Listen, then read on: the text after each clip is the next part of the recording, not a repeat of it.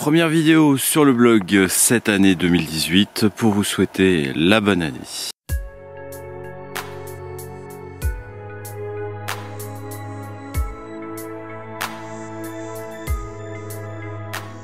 Salut, c'est Jean-Loup, je vous adresse mes meilleurs vœux pour 2018, que vous atteigniez vos objectifs et que cette année soit fructueuse pour vous. J'espère évidemment qu'elle sera pleine de bonnes nouvelles et de progrès pour tout le monde.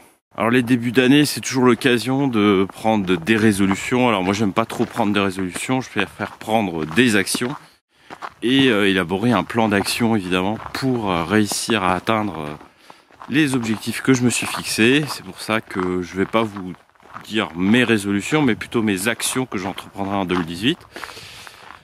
Écrire plus d'articles pour le blog parce que j'ai fait ces derniers temps plutôt des vidéos et je veux revenir à du contenu écrit aussi. Donc il y aura de nouveau plus d'articles en 2018. Personnellement je vais perdre du poids parce que j'en ai besoin de nouveau.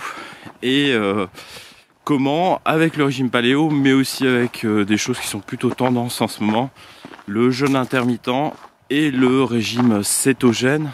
Vous avez peut-être remarqué que beaucoup de spécialistes du paléo sont en train de passer vers le cétogène. Alors, et ils écrivent même des bouquins dessus.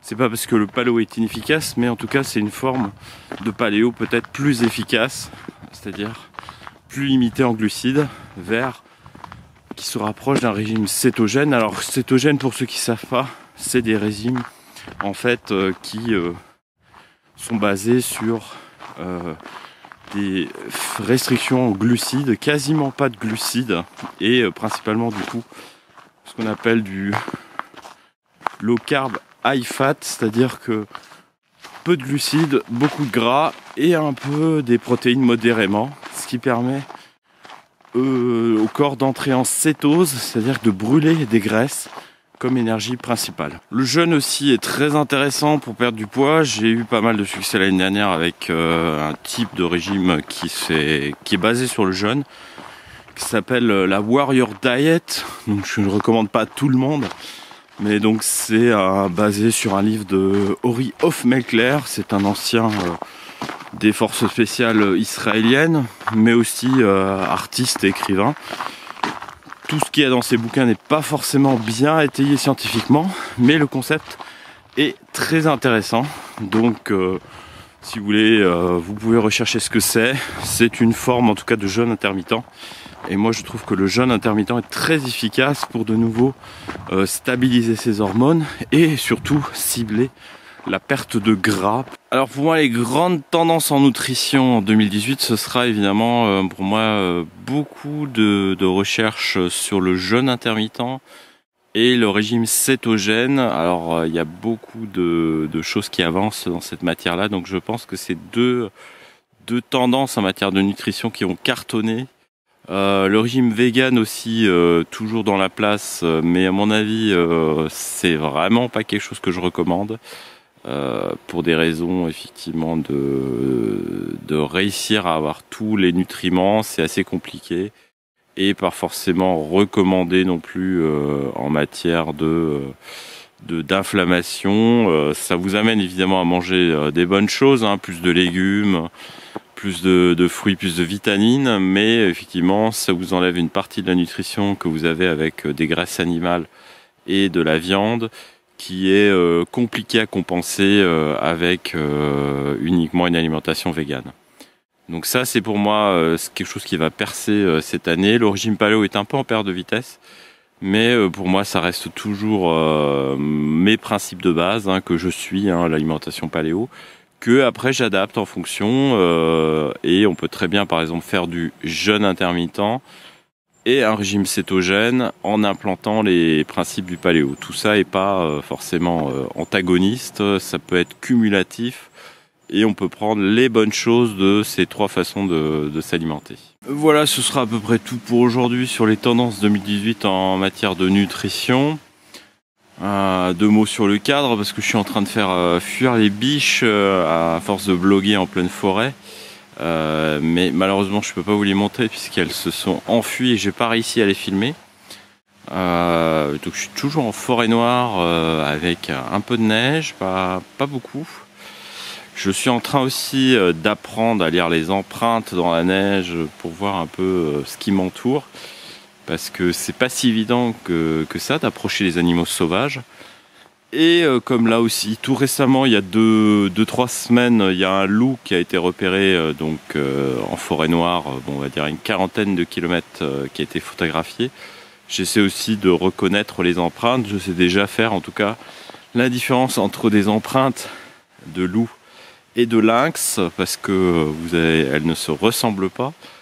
Et voilà, mais pour l'instant j'en ai pas encore vu, j'ai peut-être déjà vu des empreintes de lynx, mais de loup ce sera beaucoup plus rare, et c'est parce que il y a un seul loup dans la forêt. Ici c'est peu courant d'avoir des loups, ils sont en train de repeupler un peu l'Europe par l'Est, puisqu'il y a encore des loups en Europe, mais plutôt dans des territoires plus sauvages vers l'Est. Ils commencent à re-rentrer en Allemagne du côté de Berlin. Et de temps en temps, il y a un petit loup qui se perd et qui va dans la forêt et qui est vu, mais c'est pas pour autant qu'il va survivre puisqu'il est tout seul. Donc voilà, mais moi c'était par curiosité. C'est toujours intéressant en hiver quand vous avez de la neige, vous pouvez justement voir les trajets des animaux. Et c'est toujours d'autant plus intéressant de savoir ce qui est passé par là et de voir à qui appartiennent ces traces. Alors ça évidemment ce ne sont pas des traces de lynx mais des traces de lapin. Donc c'est un des avantages en hiver, vous pouvez voir la faune qui vit dans la forêt sans la voir vraiment, mais vous pouvez voir qu'il y a un peu d'activité. Ici il y a quelques heures il y a eu effectivement un peu d'activité. Il y a pas mal de traces qui se croisent. Là probablement c'est des traces de renards qui se croisent. Voilà, donc ils sont peut-être pas croisés au même moment, mais c'est peut-être même le même renard. Mais voilà, en hiver, la neige trahit les animaux et vous montre qu'il y a quand même de la vie dans la forêt.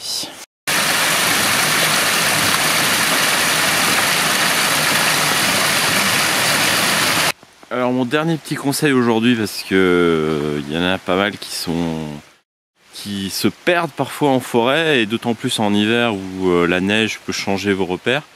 Alors mon petit conseil, c'est d'avant de partir en forêt, c'est déjà d'avoir peut-être des cartes papier. Et au mieux, vous pouvez faire comme moi, c'est d'utiliser une application qui s'appelle Maps.me. Alors je vous mettrai ça en surbrillance sur la vidéo. En fait, c'est une petite appli que vous pouvez télécharger sur votre smartphone. Et en fait, vous pouvez précharger les cartes. Donc même dans une zone comme ça où il n'y a pas de réseau, vous pouvez avoir les cartes. Alors elles ont un certain poids, elles font... alors moi j'ai les cartes pour la Suisse, la France et l'Allemagne. Mais elles font à peu près pour la France plus de 2 gigas. Mais l'avantage c'est effectivement si vous n'avez pas de réseau internet, vous avez un moyen de vous situer sur une carte. Je ne sais pas si on voit très bien. Donc là je suis en plein milieu de la forêt, au milieu de nulle part.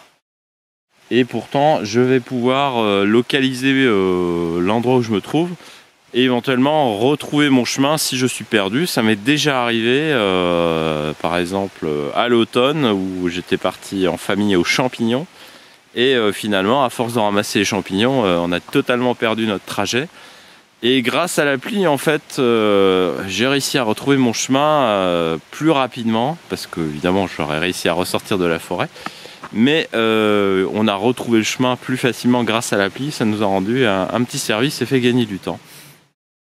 Ça vous permet aussi peut-être pendant que vous faites le trajet, puisque c'est un calculateur d'itinéraire aussi, vous pouvez déterminer le meilleur trajet à pied pour vous rendre sur la crête ou le trajet le plus court, estimer des distances, ce qui est relativement pratique. Donc c'est une petite application que je vous recommande. Donc ça s'appelle Maps.me, c'est gratuit et ça utilise en fait... des bases de cartes basées sur OpenStreetMaps, c'est-à-dire qu'en plus c'est un projet qui est libre et donc je trouve quelque chose qui est très utile en fait quand on fait de la rando en forêt, au cas où ou même si c'est pas pour l'urgence, pour planifier un trajet.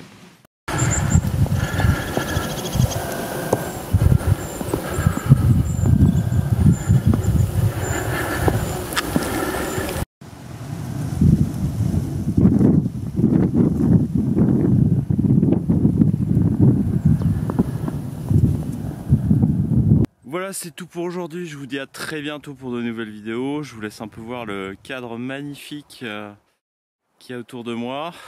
C'est tout ce que j'adore quand je pars en rando.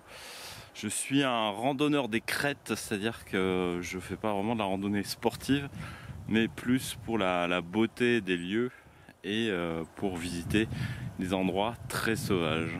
Et je vous dis à très bientôt pour des nouvelles vidéos.